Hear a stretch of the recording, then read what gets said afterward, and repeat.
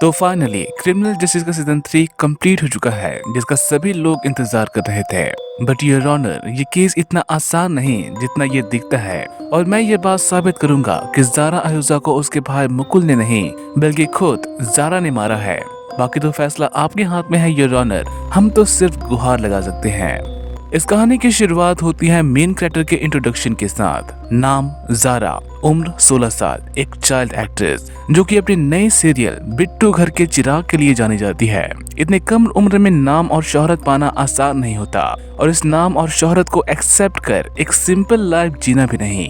ज़ारा के डैड का नाम होता है नीरज, जिसकी वाइफ होती है अवंतिका, और उसके बेटे का नाम होता है Mukul. Now the point to understand, ज़ारा यहाँ पर नीरज की बेटी होती है और मुकुल अवंतिका का सन। अवंतिका का रिलेशन उसके पहले हस्बैंड से खराब होने की वजह से वो उसे डिवोर्स दे देती है और फिर से शादी कर लेती है नीरज से, जिससे ज़ारा और मुकुल भाई बहन बन जाते हैं। बट मुकुल इस बात को एक्सेप्ट नहीं कर पाता कि उसकी नई बहन इतनी ज्यादा फेमस और एक चाइल्ड एक्ट्रेस है, और इस बात से वो उससे एक तरह से नफरत से करने लगता है, जिसे स्टार्ट में सभी लोग अवॉइड करते हैं कि वक्त के साथ बच्चे आपस में घुल मिल जाएंगे। बट वक्त के साथ इनके बीच की प्रॉब्लम और भी बढ़ने लगती है। साथ ही मुकुल को पहले से ही एंगर इश्यूज होते हैं। उसने तो अपने स्कूल के एक बच्चे की आंख तक फोड़ दी थी, और जब उसकी माँ उसके डैड से अलग हुई तो ये और भी बिगड़ गया। ड्रग्स, शराब, गांजा, पता नहीं क्या क्या कंज्यूम करने लगा। एक दिन जब मुकुल घर आता है और देखता है कि ज़ारा इंटरव्यू दे रही है, तो इस बात से भी इसे बहुत प्रॉब्लम होती है। वो इस तरह से अपना गुस्सा सबके सामने दिखाता है जैसे कि वो ज़ारा को बिल्कुल भी पसंद नहीं करता, और टॉयलेट में जाकर तो वो और भी बड़बड़ाने लगता है कि वो उसे मार देगा एक्सेट्रा एक्सेट्रा। और साथ ही इन सब को वो रिकॉर्ड भी करता है डाक्टाफोन में, क्योंकि उसके थेरेपिस्ट ने उसे ऐसा करने के लिए कहा होता है कि जब भी उसे गुस्सा आए तो वो अपने गुस्से को कहीं अकेले जाकर निकाल दे, ताकि उसका मन शांत हो और उसका मूड अच्छा हो जाए। अब होता क्या है कि कुछ दिन बाद ज़ारा को एक शूट के लिए बुलाया जाता है मड आइलैंड वाली जगह पर, जहाँ पर मुकुल का जाने का कोई भी प्लान नहीं होता। इवन का इसका प्लान तो अपनी गर्लफ्रेंड और पंटर लोगों के साथ स्पेंड करना होता है, बट उसका ड्रग डीलर उसे बताता है कि उसके पास अब और ड्रग्स नहीं, और अगर उसे ड्रग्स चाहिए तो वो उसे मिल सकती है मड आइलैंड वाली जगह पर, जहाँ पर उसका एक आदमी है। इसलिए मुकुल ड्रग पाने के लिए ही सही पर जाने के लिए तैयार हो जाता है मड आइलैंड, जहाँ की सारी बंदोबस्त करता है महेंद्र केशवानी, क्योंकि ये एड शूट इन्हीं के बॉस करवा रहे होते हैं अपने बिजनेस के लिए। साथ ही ज़ारा का एक डाई हार्ड फैन भी होता है जिसका नाम होता है मोती, और जैसे ही ज़ारा इस शूट के लिए मड आइलैंड शिफ्ट होती है तो ये भी आ जाता है वहाँ पर, जिसकी वजह से इसे एक निक नेम भी मिला होता है, जो कि एक तरह से इसे अपमान करना ही होगा। अब एक तरफ जहाँ पर शूट चलती है तो वह मुकुल मिलने के लिए जाता है उस ड्रग डीलर से, जिसकी वजह से वो मेनली यहाँ पर आया होता है, जो कि उसे बीच के आसपास एक बंद घर में बुलाता है, क्योंकि वहाँ पर कोई भी आता जाता नहीं, और साथ ही वहाँ पर कोई कैमरा भी नहीं लगा। और उसे ड्रग्स को बेचने के बाद वो उसे 10 मिनट तक वहीं पर रुकने के लिए कहता है, ताकि कोई उन दोनों को एक साथ निकलता हुआ ना देख ले। इसलिए मुकुल इस बीच इधर उधर की चीजों को हाथ लगाता है, और साथ ही कुछ फोटोज भी खींचता है उस जगह की। और यहाँ से सीन शिफ्ट होती है शाम के टाइम पार्टी में, जहाँ पर ज़ारा के साथ घर के और भी सारे लोग जाते हैं, और इस पार्टी का नाम होता है डांस संग चांस, जहाँ पर एक तरह से ज़ारा अपने उम्र के लोगों के साथ घुलने मिलने की कोशिश करती है, तो वहीं उसके पेरेंट्स अपने यार दोस्तों से। स्पेशली मुकुल तो यहाँ पर जाकर उस ड्रग को कंज्यूम करने लगता है, जिसे कुछ और नशेड़ी लोग देखते हैं और वो भी ड्रग को खरीदने की बात करते हैं। नाउ द पॉइंट इज 50,000 में मुकुल ने 10 ग्राम ड्रग खरीदी होती है, जिसमें से ये 1 ग्राम की कीमत 7,000 बताता है, ताकि उसका भी कुछ फायदा हो, और वो लोग इस बात के लिए मान भी जाते हैं। बट मुकुल यहाँ पर सारी डीलिंग्स को कैश में करने के लिए कहता है, जो कि इनके पास अभी नहीं होता। इसलिए ये उसे रात के 12:30 बजे एक एटीएम के पास मिलने के लिए कहते हैं, ताकि उसे कैश देकर वो ड्रग्स खरीद सके। तो वहीं इस पार्टी के अंदर ज़ारा के नए दोस्त उसे लेट नाइट पार्टी के बारे में बताते हैं, और इनफैक्ट उसे इनवाइट भी करते हैं अगर वो आना चाहे तो, जिसे ये पहले तो मना कर देती है कि वो नहीं आ सकती, बट जब वो लोग उसे चिढ़ाने लगते हैं और उसके पीठ के पीछे अनाप शनाप कहने लगते हैं तो ये फाइनली उन्हें कह देती है कि वो रात को छुपकर घर से बाहर निकल जाएगी, इसलिए कोई उसे पिक करने के लिए आ जाए। अब रात के ठीक 12 बजे के अराउंड पहले ज़ारा निकलती है पार्टी में जाने के लिए और उसके जाने के बाद मुकुल भी निकलता है ताकि वो उन ड्रग्स को बेच सके, और दोनों ही बाय चांस सेम ही पार्टी में जाते हैं जहाँ पर मुकुल की नजर अपनी बहन पर पड़ती है जो कि वहाँ पर नाच गा रही होती है। और यहाँ से सीन शिफ्ट होती है सुबह के टाइम जहाँ पर उन दोनों में से सिर्फ एक ही पर्सन घर पर होता है और वो पर्सन होता है मुकुल। ज़ारा अभी तक अपने घर वापस नहीं आई होती और यही बात जब उसकी माँ को पता चलती है कि वो अपने रूम में नहीं तो वो ये बात अपने हस्बैंड को बताती है और वॉचमैन से पूछताछ करने पर ज़ारा और मुकुल की बात पता चलती है कि वो दोनों ही रात को बाहर गए थे और इसीलिए सेम ही बात मुकुल से पूछी जाती है कि वो दोनों कहाँ गए थे, ज़ारा अब कहाँ है और बाकी सब, जिसमें से ये कहता है कि वो पार्टी में एंजॉय कर रही थी और इसलिए वो वहीं पर उसे छोड़कर घर वापस आ गया। इसलिए ये ज़ारा को ढूंढने के लिए सीधा उसी जगह पर जाते हैं जहाँ पर सभी लोग नशे में आधे अधूरे अभी भी धुत होते हैं, पर यहाँ पर भी ज़ारा नहीं होती। इसलिए सीधा पुलिस को यहाँ पर बुलाया जाता है जो कि दो हिस्सों में स्प्लिट होकर इस बात की इन्वेस्टिगेशन करने लगते हैं। एक तरफ जहाँ पर ऑफिसर प्रशांत मुकुल से पूछताछ करने लगता है तो वहीं ऑफिसर गौरी पार्टी में मौजूद सभी लोगों से पूछताछ करने लगती है इस बारे में। अब मुकुल का बयान यहाँ पर ये होता है कि रात के 12:50 के अराउंड वो पार्टी में गया था जहाँ पर ज़ारा ऑलरेडी मौजूद थी। वो वहाँ पर अपने दोस्तों के साथ एंजॉय कर रही थी, इसलिए ये 2-2:30 बजे घर वापस आ गया अकेले। तो वहीं गौरी को कुछ लोग बताते हैं कि मुकुल और ज़ारा के बीच झगड़ा हुआ था जिसमें मुकुल ज़ारा को कुछ जबरदस्ती पिलाने की कोशिश कर रहा था जिसकी वजह से वो उसे पूल में ढकेल देती है। तो वहीं एक और पर्सन कहता है कि उसने मुकुल को पार्किंग लॉट में देखा था कि वो ज़ारा को घसीटते हुए अपनी कार में डाल रहा था और यही सारी बातें सीसीटीवी फुटेज में भी रिकॉर्ड होती हैं जो कि एक तरह से मुकुल के बयान से कॉन्ट्रडिक्ट करती है कि वो अकेले ही घर वापस आया था। साथ ही पार्टी में ज़ारा के पास एक पर्स भी होता है और सेम वही पर्स उसके घर में मिलती है जो कि और भी शक बढ़ाती है क्योंकि अगर ये पर्स यहाँ पर है तो ज़ारा भी यहाँ पर जरूर आई होगी। और इन सब के बीच सीन शिफ्ट होती है कुछ मछुआरों की तरह जिन्हें एक डेड बॉडी मिलती है जिसे ब्लू कलर की प्लास्टिक में लपेटकर फेंका गया होता है समुद्र में, जिसे देखने के लिए जब पुलिस जाते हैं तो वो देखते हैं कि उसका चेहरा किलर ने पूरी तरह से डैमेज कर दिया है, पर ये डेड बॉडी होती है एक लड़की की। इसलिए उस बॉडी को आइडेंटिफाई करने के लिए ज़ारा के पेरेंट्स को बुलाया जाता है जो कि उसकी इतनी बुरी हालत देखकर उसे आइडेंटिफाई तक नहीं कर पाते क्योंकि उसका चेहरा एसिड से जलाया गया होता है। पर उस लड़की ने पहन रखा होता है पायल जिसे ज़ारा की माँ पहचान लेती है, मींस कि ये डेड बॉडी है ज़ारा की। और इन सब से मुकुल बन जाता है मेन सस्पेक्ट क्योंकि ना सिर्फ वो झूठ बोल रहा होता है बल्कि सारे सबूत उसी के अगेंस्ट होते हैं। पर यहाँ पर वो निकलता है माइनर, मतलब कि उसकी एज 18 साल से कम है और इसलिए सीधा पुलिस उससे पूछताछ नहीं कर सकती बल्कि ये सब जुवेनाइल टीम के मेंबर के सामने होगा। और जब वो यहाँ पर आते हैं तो मुकुल से फिर से पूछताछ होती है और वो भी उसे सारे सबूत दिखाकर ताकि वो फिर से झूठ ना बोले।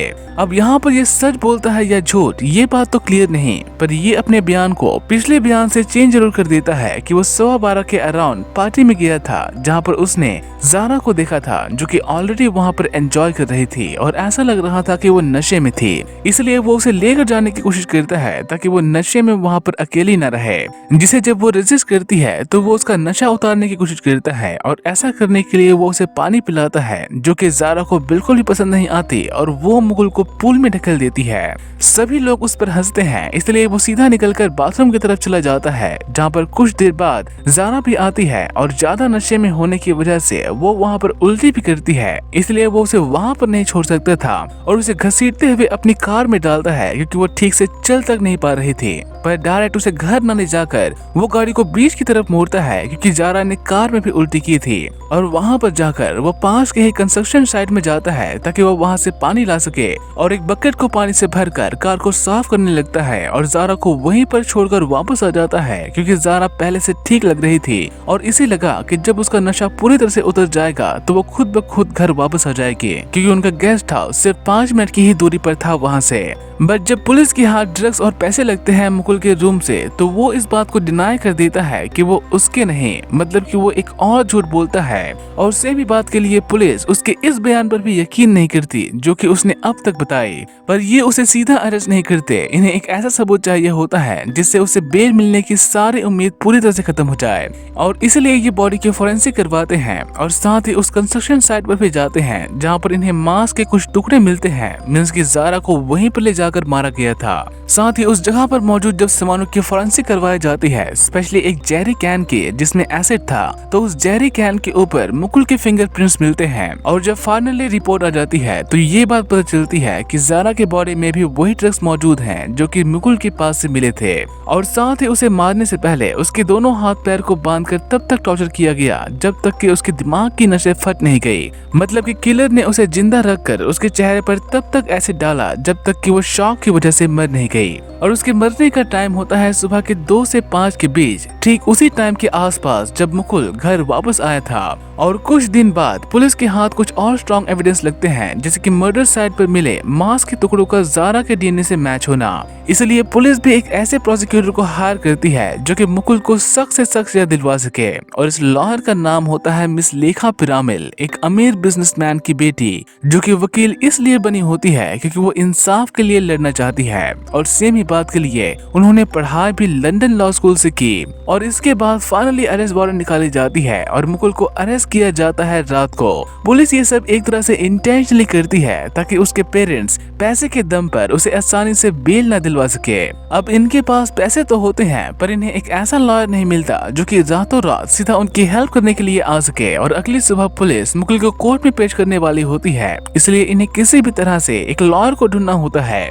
इसलिए गौरी इनकी थोड़ी सी मदद कर देती है और इन्हें नंबर देती है माधव मिश्रा का, जिससे मुकुल की माँ पर्सनली मिलने के लिए जाती है ताकि वो किसी भी तरह से उसे कन्विंस कर सके अपने बेटे को बचाने के लिए। और अगले दिन ठीक सुबह मुकुल को जुवेनाइल कोर्ट में पेश किया जाता है, जहाँ पर माधव मिश्रा मुकुल को एक अच्छे परिवार का लड़का बताते हैं कि उसके अगेंस्ट किसी भी तरह के कोई भी रिकॉर्ड नहीं और इसलिए उसे बेल ग्रांट कर दी जाए। तो वहीं सेम ही बात के तोड़ देने के लिए मिस लेखा एक वीडियो दिखाती है जिसमें मुकुल अपने ही दोस्त को इतनी बुरी तरह से मारता है कि उसकी आंख तक फट जाती है। और इस बात की रिपोर्ट इसलिए नहीं लिखवाई गई क्योंकि मुकुल के पेरेंट्स ने पैसों के दम पर उनका मुंह ही बंद कर दिया था। और मिस लेखा सेम इसी बात की दलील देते हुए कहती है कि अगर मुकुल को फिर से छोड़ा गया तो वो बाहर से इस केस को फिर से नुकसान पहुंचाएगा, जिसे मानते हुए कोर्ट भी उसे बेल नहीं देती, जिसकी वजह से मुकुल पहले अपने पेरेंट्स पर भड़कता है और फिर अनशन के माधव जी पर। लेकिन जहाँ पर ये जाता है वहाँ पर इसकी हेकड़ी बहुत ही अच्छे से उतारी जाती है। वैसे नाम के लिए तो ये एक सुधार गृह होता है, पर यहाँ पर भी सभी तरह के क्रिमिनल और लुच्चे लफाड़े भरे होते हैं, जिनमें से एक तो अपने आप को सबका बॉस तक समझता है और इसे बहुत बुली करता है इसके जाते ही। तो वह मीडिया मुकुल के लिए जहर उगल रही होती है और सोशल मीडिया माधव जी के लिए इतनी गंदी गंदी गालियां उन्हें सिर्फ इस बात के लिए दी जा रही होती है क्योंकि वो इस केस को लिए होते हैं। और इतना ही नहीं, एक अफवाह भी फैला दी जाती है कि जारा का रेप भी हुआ था, जबकि रिपोर्ट में ऐसी कोई भी बात मेंशन नहीं होती। और सेम इसी बात को लेकर उसे और भी बुली किया जाता है। इवन की सुधार गृह में तो मारपीट भी होती है इसके साथ। और ले देकर जब उसे बेल मिलती है ताकि वो अपनी बहन को श्रद्धांजलि दे सके, तो यहाँ पर उसका डैड मतलब कि स्टेप डैड उससे बात तक नहीं करता। इसने न्यूज की सारी बातें सुन उसे पूरी तरह से क्रिमिनल मान ही लिया होता है। इवन की इसका गुस्सा तो अपनी वाइफ पर भी निकलता है कि वो अपने क्रिमिनल बेटे का साथ दे रही है। तो वहीं अवंतिका जी माधव को मोती नाम के उस पर्सन के बारे में बताता है कि उसे उस पर शक है। और सेम उसी से जब ये लोग पूछताछ करने की बात करते हैं तो वो डर कर कुछ भी इन्हें नहीं बताता। इसलिए माधव अपने शक के बारे में पुलिस को बताने के लिए कहता है ताकि वो खुद इस एंगल के बेस पर कार्रवाई कर सके। बट जब इस बारे में उन्हें बताया जाता है तो उन्हें लगता है कि ये सिर्फ पुलिस का टाइम बर्बाद करने के लिए उन्हें ये बताया जा रहा है और इस पॉइंट को वो लोग टच नहीं करते। साथ ही इन पर काफी प्रेशर भी होता है चार्जशीट फाइल करने के लिए, इसलिए ये बहुत सारे एंगल को देखते ही नहीं कि किसी और ने भी जारा को मारा हो सकता है। बट जिस दिन अवंतिका जी मीडिया में ये बात कह देती है तो पुलिस को काफी जगह से बातें सुननी पड़ती हैं, इसलिए वो मजबूर होकर मोती वाले एंगल को भी देखते हैं, जिसमें उन्हें बहुत सारे झूठ का सामना करना पड़ता है क्योंकि मोती भी मुकुल की तरह 10 तरह के झूठ बोलता है जो कि पूरी तरह से सच नहीं होती। इवन कि उसके पास से तो एसिड के डब्बे भी मिलते हैं, सेम वैसे ही डब्बे जो कि क्राइम सीन से मिले थे। साथ ही उसके रूममेट तो ये बात भी कहते हैं कि वो उस दिन पूरी रात अपने रूम में नहीं आया था और वो भी सेम उसी पार्टी में गया था जहाँ पर ज़ारा और बाकी सब गए थे। बट ये एंगल सिर्फ एक डेड एंड होती है क्योंकि जो एसिड उनके पास से मिलती है उसका कंसंट्रेशन इतना ज्यादा नहीं होता जो कि क्रिमिनल से मिलने वाली एसिड का होता है। साथ ही वो पूरी रात एक डायरेक्टर के रूम के सामने पहरा दे रहा था जब वो डायरेक्टर अपनी बीवी के साथ नहीं बल्कि किसी और के साथ था, जिससे ये मोती वाला एंगल पूरी तरह से खत्म हो जाता है कि उसने ज़ारा को मारा होगा। तो वही मुकुल की अडल्ट ट्रायल करने की बात चल रही होती है ताकि वो सिर्फ 2-3 साल की सजा काट कर छूट जाए। बट इसके लिए सबसे पहले उसका फिजिकल टेस्ट और मेंटल टेस्ट किया जाएगा ताकि ये जाना जा सके कि वो दिमागी रूप से एक अडल्ट की तरह डिसीजन ले सकता है या नहीं। और सेम इसी टेस्ट को आसानी से क्लियर करने के लिए वो चोरी छुपे वार्डन के ऑफिस में घुसता है और वहाँ पर सेम इसी टॉपिक के बारे में ऑनलाइन रीड करता है और जो साइकोलॉजिस्ट वहाँ पर आती है उनके सामने ये आधी सच और आधी झूठ बातें करता है ताकि उसे अपनी बातों में उलझा सके। और होता भी एग्जैक्टली सेम है। जब कोर्ट में रिजल्ट पेश किए जाते हैं तो उसकी बोन डेंसिटी तो ये बात कह देती है कि वो एक अडल्ट है, बट ये साइकोलॉजिस्ट उसे दिमागी रूप से एक माइनर बताती है। साथ ही उसके पेरेंट्स के साथ लड़ाई, ड्रग्स और बाकी सारी चीजें भी ऐड करती है ताकि वो जजेस को कन्विंस कर सके। और जजेस भी सेम उसे माइनर डिक्लेयर कर रहे होते हैं कि ठीक यहीं पर आते हैं ये ऑफिसर और इनके पास सेम वही ऑनलाइन सर्च रिजल्ट की बातें होती हैं जिसका यूज मुकुल ने किया था एक साइकोलॉजिस्ट को बेवकूफ बनाने के लिए, जिसके बेस पर कोर्ट उसे पूरी तरह से अडल्ट डिक्लेयर करती है कि वो अपने दिमाग का इस्तेमाल कुछ भी करने के लिए यूज कर सकता है, इसलिए इसका ट्रायल भी एक अडल्ट की तरह किया जाए। और इस ट्रायल को माधव मिश्रा से तभी जीत सकते हैं अगर मुकुल उसे सच में पूरी सच बताए, न कि आधी अधूरी कहानी। इनफैक्ट कि ये तो उसे फोर्स करने के लिए इस केस को भी छोड़ने की बात करता है कि अगर उसने फिर से उसे झूठ बोला तो वो इस केस को ही छोड़ देगा। और ऐसे ही और भी बहुत सारी बातें कह वो उसे इतना गुस्सा दिलाते हैं कि सच उसके मुंह से ज्वालामुखी की तरह फटकर बाहर आ ही जाती है। और ये पार्टी में जाने का असली रीजन बताता है कि वो वहाँ पर ड्रग्स बेचने के लिए गया था, न कि पार्टी को एंजॉय करने के लिए। और इसकी सारी स्टोरी तो ऑलमोस्ट सेम होती है, सिर्फ एक बात को छोड़कर कि पार्टी में जाने से पहले वो एक एटीएम के पास गया था क्योंकि जिसको वो ड्रग्स बेचने वाला था उसे ड्रग्स खरीदने के लिए कैश चाहिए थे, बट वो उसे सिर्फ 20,000 रुपए देता है और बाकी के पैसे वो ड्रग्स बेचने के बाद देने की बात कहता है। और सेम उसी ड्रग्स को बेचने के लिए वो लोग जाते हैं पार्टी में और पैसे पाने के लिए ये भी जाता है उनके पीछे पीछे जहाँ पर ये ज़ारा को देखता है पार्टी में। और इन सारी बातों में सिर्फ एक बात काम की होती है कि वो एटीएम के पास गया था और अगर ये बात सच है तो एटीएम के पास लगे सीसीटीवी कैमरा में ये बात रिकॉर्ड जरूर होगी। साथ ही माधव जी उससे उसके स्कूल के बारे में भी पूछते हैं कि उसने अपने दोस्त को क्यों मारा था, उसने क्या ऐसा कहा था जिसकी वजह से उनके बीच की लड़ाई हुई। और ऐसे ही छोटी से छोटी डिटेल पूछी जाती है ताकि विपक्ष उसका इस्तेमाल न कर सके। और सेम ऐसी ही छोटी से छोटी डिटेल लेखा जी भी जुटाती है ताकि वो पहले ही ट्रायल में उन सबको चित कर दे। और सारी तैयारी के बाद दोनों ही महारथी अस्त्र शस्त्र लेकर प्रकट होते हैं डिस्ट्रिक्ट कोर्ट में, क्योंकि असली युद्ध तो वहीं पर होने वाला था जहां पर मिस लेखा आते ही अपने इंट्रोडक्शन स्पीच में ही मुकुल के छक्के छुड़ा देती है कि एक सेलिब्रिटी इस देश में अगर सेफ नहीं तो एक आम लड़की इस देश में कितनी सेफ होगी। ना सिर्फ ज़ारा को मारा गया बल्कि उसे तब तक तड़पाया गया जब तक कि उसके सर की नसें दर्द से फट नहीं गई। इसलिए मैं कोर्ट से मांग करती हूँ कि इस हैवानियत की भी उतनी ही बड़ी सजा दी जाए जितने दर्द से ज़ारा को गुजरना पड़ा। ना सिर्फ वो अपनी बातों से कोर्ट को ये बात सोचने के लिए मजबूर करती है बल्कि इसके पास हर एक तरह के सबूत भी होते हैं जिसके बेस पर वो अपनी बात को साबित कर सके। सबसे बड़े सबूत तो वो दर्जनों झूठ होते हैं जो कि मुकुल ने अब तक बोले होते हैं, क्योंकि सारे सबूत सीसीटीवी फुटेज में दिख रहे होते हैं कि कैसे वो उसे घसीटकर अपनी कार में ले गया। साथ ही क्राइम सीन में मिले सामानों पर मुकुल के फिंगरप्रिंट्स होना, साथ ही ज़ारा के पेट में मिले ड्रग्स का मुकुल के पास से मिले ड्रग्स से मैच होना भी एक बहुत बड़ा सबूत होता है, जिससे एक सिंपल सी स्टोरी बनती है कि मुकुल ने अपने नफरत की आग में ज़ारा को मारने का प्लान बनाया, उसे नशा देकर उसे उस जगह तक ले गया और उसे एसिड डालकर मार दिया। मतलब कि मुकुल के पास मींस, मोटिव और अपॉर्चुनिटी तीनों ही थी इस काम को अंजाम देने के लिए। तो वही माधव मिश्रा भी अपनी बात रखते हैं कि इस केस की इन्वेस्टिगेशन ये मान कर की गई कि मुकुल ही कातिल है और किसी और पर शक किया ही नहीं गया।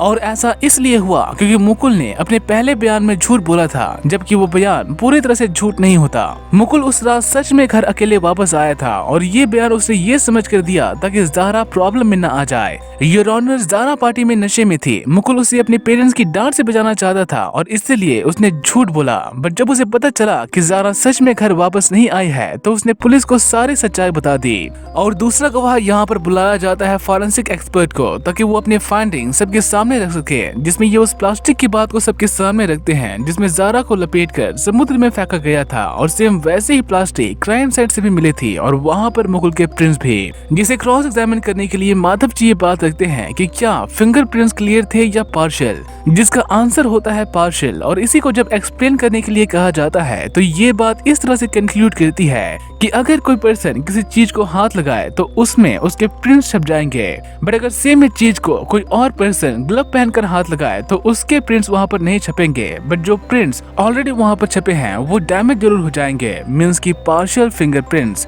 तो अगर हम ये बात यहाँ पर कहें कि उस जगह पर कोई और पर्सन भी गया था तो ये बात यहाँ पर गलत भी नहीं होगी। और अगला विटनेस यहाँ पर मिस लाइका उस पर्सन को बुलाती है जिसे स्कूल में मुकुल ने मारा था, जस्ट ये बात प्रूव करने के लिए कि मुकुल कितना ज्यादा वॉलेंट है। पर माधव जी भी इसकी यहाँ पर खटिया खड़ी कर देते हैं वो सच बताकर, जो कि शायद मिस लाइका को पता नहीं होती। दरअसल इस पर्सन ने मुकुल की माँ को गोल्ड डिगर कहा था कि वो पैसों के लिए किसी के साथ भी सोती है, और सेम इसी बात पर मुकुल ने उसकी पिटाई की थी। और सेम इसी तरह से और बहुत सारे गवाहों को बुलाया जाता है, जिनमें से एक तो खुद मुकुल का स्टेप डैड होता है, जो कि मुकुल को पूरी तरह से दोषी मानकर सेम उसी के अगेंस्ट गवाही देता है यहाँ पर माधव जी भी कोई कम तैयारी नहीं किए होते और वो ये बात प्रूव कर देते हैं कि पूरी इन्वेस्टिगेशन ही आधी अधूरी है। जैसे कि पुलिस ने चार्जशीट में ये बात लिखी होती है कि MDMA नाम का वो ड्रग सिर्फ मुकुल के पास था, पर ये जो विटनेस पेश करते हैं वो बताते हैं कि उस पार्टी में सभी लोग उस ड्रग का सेवन कर रहे थे, जिसमें से एक ज़ारा भी थी। और सिंस की पुलिस को लगा कि ज़ारा का मर्डर सिर्फ मुकुल ने किया है, इसलिए उस पार्टी में मौजूद किसी और का ब्लड टेस्ट नहीं किया गया और ना ही किसी और के प्रिंट्स लिए गए और बाकी सब। और साथ ही वो एक और एक्सपर्ट को बुलाते हैं ये बात कंफर्म करने के लिए कि जिस जेरी कैन के ऊपर इतना बवाल मचा हुआ है उसमें सच में एसिड रखा जा सकता है या नहीं, जिसका आंसर होता है नहीं, क्योंकि जिस ग्रेड की वो प्लास्टिक होती है उस ग्रेड की प्लास्टिक नाइट्रिक एसिड को रखने के लिए इस्तेमाल नहीं किया जाता।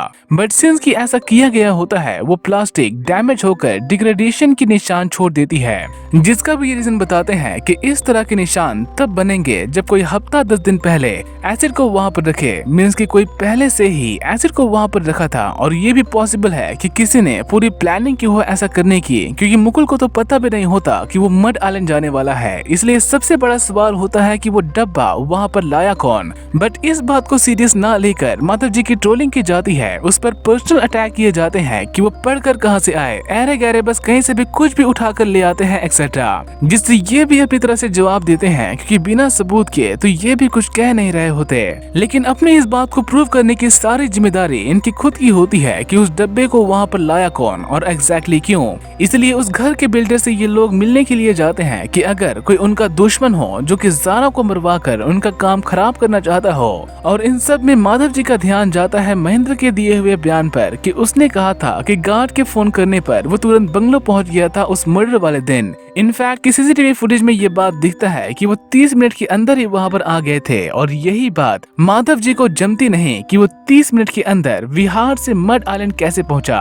और यही बात जानने के लिए ये निकल जाते हैं सीधा महेंद्र के घर की तरफ, जहाँ पर ये मिलते हैं महेंद्र की वाइफ से। और कुछ बातें जानने के लिए ये सीधा घर के अंदर चले जाते हैं। और बात करना तो सिर्फ एक बहाना होता है, असली मकसद होता है ये बात जानना कि महेंद्र उस रात कितने बजे घर वापस आया था, जो कि ये साफ साफ झूठ बोलती है क्योंकि ये पूरी कॉन्फिडेंस के साथ अपनी बात कह नहीं पाती। इसलिए कुछ और एविडेंस ढूंढने के लिए माधव जी थोड़ी बहुत घर की छानबीन करते हैं, जिससे उन्हें एक जगह पर एक जोड़ी धूल से सने हुए जूते दिखाई देते हैं और साथ ही एक तरह का इनहेलर भी और साथ ही एक पर्ची भी जो कि किसी डॉक्टर ने लिखी होती है। और सेम उसी पर्ची के बारे में जब ये सेम उसी डॉक्टर से पता लगाते हैं तो ये बात सामने आती है कि एसिड फ्यूम की वजह से जब किसी को लंग इन्फेक्शन होता है तो ये मेडिसिन दी जाती है। And the point to be noted कि यहाँ पर बात रखी जाती है एसिड फ्यूम्स की, मतलब कि एसिड से उठ रहे धुएं की। और इस प्रिस्क्रिप्शन पर डेट होती है 25 मई, मतलब कि महेंद्र अवस्थी ज़ारा हत्याकांड के 4 दिन बाद उस डॉक्टर के पास आया था दवाई लेने।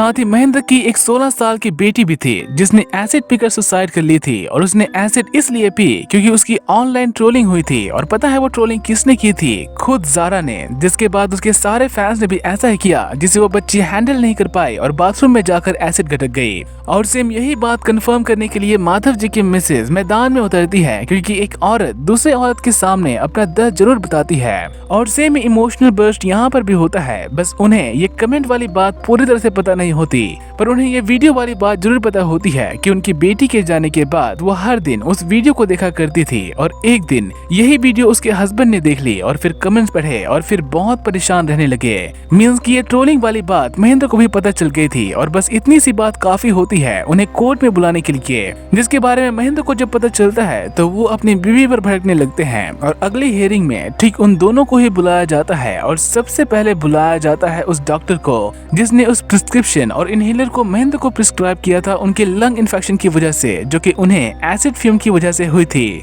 और महेंद्र उसके पास 25 मई को आया था, मतलब कि मर्डर वाली रात के ठीक 4 दिन बाद। वैसे इस विटनेस को ही मिस लायका खारिज करने की मांग करती है कि महेंद्र के लंग इन्फेक्शन का इस केस से क्या लेना देना, पर माधव जी उसे ऐसा करने नहीं देते, क्योंकि अगर लंग इन्फेक्शन एसिड फ्यूम की वजह से हुआ और मुकुल ने ज़ारा को मारने के लिए सेम एसिड का इस्तेमाल किया तो उसे क्यों नहीं हुआ लंग इन्फेक्शन? इसे भी तो कुछ होना चाहिए था। और अगली गवाह होती है महेंद्र की वाइफ। इन्होंने ये झूठ बोला था कि 21 तारीख की रात को, मींस की ज़ारा की मर्डर वाली रात, महेंद्र 9 से 10 बजे के बीच घर वापस आ गया था। इस बात पर भी वैसे काफी बवाल उठता है जब माधव जी महेंद्र के जीपीएस की डिटेल्स निकलवाने की बात करते हैं कि अभी दूध का दूध और पानी का पानी हो जाएगा, बट कोर्ट इस बात की परमिशन देने की बात सिर्फ तभी करती है जब उसके खिलाफ कुछ पुख्ता सबूत हाथ लगेंगे। इसलिए क्वेश्चन को स्विच कर ये बात यहाँ पर पूछा जाता है कि उनकी बेटी की मेंटल कंडीशन कैसी थी, क्या वो सभी बच्चों की तरह सामान्य थी, और अगर हाँ तो वो 16 साल की होने के बावजूद भी 10 से 12 साल के बच्चों के साथ दोस्ती क्यों करती थी?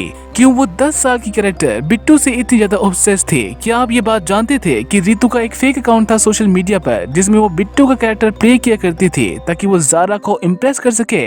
ये सारी बातें बहुत ही सेंसिटिव होती हैं, क्योंकि ये सारी बातें एक मर चुकी लड़की के बारे में कही जा रही होती है। पर अगर वो मरी क्यों, ये बात अगर साबित कर दिया जाए तो ये पूरा केस ही सॉल्व हो जाएगा।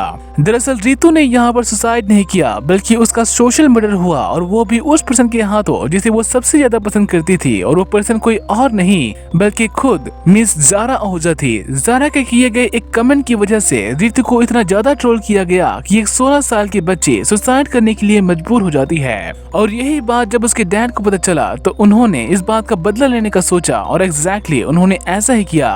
और सेम इसी बात को कबूल करवाने के लिए वो महेंद्र को बुलाते हैं, जो कि इतनी आसानी से इस बात को कबूल नहीं करते, जिससे डिफेंस और जज दोनों ही माधव पर राशन पानी लेकर चढ़ जाते हैं कि वो सीधा मुद्दे पर आए, न कि कोर्ट का टाइम बर्बाद करे। इसलिए ये भी बात को उस दिन पर लेकर जाते हैं जब रितु ने सुसाइड किया था, और रितु की एक दोस्त की फोटो दिखाकर वो उसके बारे में बताने के लिए कहते हैं। और सेम यहीं पर महेंद्र फंस जाता है, क्योंकि अब तक वो ये कहते हुए आए होते हैं कि उन्होंने कोई सोशल मीडिया वीडियो या कमेंट नहीं दिखा, जबकि उन्हें उस लड़की के प्रोफाइल पिक एंजल के बारे में पता होता है। अगर उन्होंने सोशल मीडिया देखी ही नहीं तो उन्हें उस लड़की का सीक्रेट नेम एंजल कैसे पता चला?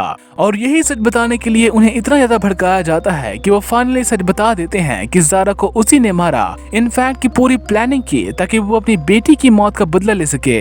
उसी ने उस शूट का आइडिया रखवाया ताकि वो ज़ारा को मड आइलैंड बुलवा सके। उसी ने उस बंगलो में उनके रहने का इंतजाम किया ताकि वो ज़ारा को आसानी से किडनैप कर सके और फिर उसे कंस्ट्रक्शन साइट पर ले जाकर उसके साथ भी वही कर सके जो कि उसने उसकी बेटी के साथ किया। पर जिस रात वो ऐसा करने वाला था, सेम उसी रात उसने ज़ारा और मुकुल दोनों को ही बाहर जाते हुए देखा। इसलिए वो उनके वापस आने का इंतजार करने लगा, और 2 घंटे बाद जब वो फाइनली घर वापस आए तो वो घर जाने की जगह सीधा बीच की तरफ गए, और 30 मिनट के बाद मुकुल उसे वहीं पर छोड़कर चला गया। और इसीलिए महेंद्र ने इस बात का फायदा उठाया और उसे बेहोश करके कंस्ट्रक्शन साइट पर ले गया, जहाँ पर उसे मारने का सामान उसने पहले से ही अरेंज करके रखा था, और एसिड का पूरा डब्बा उसके सर पर खाली कर दिया। ये केस एक तरह से हर उस इंसान को सोचने के लिए मजबूर करती है जो कि बिना कुछ सोचे समझे किसी की भी ट्रोलिंग करते हैं ऑनलाइन। उन्हें तो इस बात से फर्क तक नहीं पड़ता कि उनकी वजह से किसी की पूरी जिंदगी तक बर्बाद हो सकती है। इवन कि जब मैंने भी first time YouTube channel create किया था तो मुझे भी काफी ट्रोल किया गया। मैं इतना ज्यादा डिप्रेस्ड हो गया था कि मैंने तो क्विट ही कर दिया था। एक नेगेटिव कमेंट नींबू के उस रस के बराबर होती है जिसकी सिर्फ एक बूंद अगर दूध के पतीले में गिर जाए तो पूरा दूध ही खराब हो जाए। आज भी मुझे नेगेटिव कमेंट्स आते हैं, बस फर्क इतना है कि पहले मैं मैच्योर नहीं था और अब मुझे फर्क नहीं पड़ता। पर हजारों लोग ऐसे हैं जो कि मासूम हैं, नाजुक हैं दिल से, जिन्हें एक एक बात से फर्क पड़ता है, वो एक एक कमेंट्स रीड करते हैं। So guys, I request you, अगर आप किसी के बारे में अच्छा नहीं कह सकते तो उनके बारे में तो गलत कतई नहीं कहना, क्योंकि अगर किसी ने आपकी कंप्लेन कर दी तो लेने के देने पड़ जाएंगे। और सेम इस केस की तरह अगर आपकी जान के भी पीछे कोई पड़ गया तब तो आप गए काम से। Till then, subscribe my channel and be a face that spreads happiness, not hate.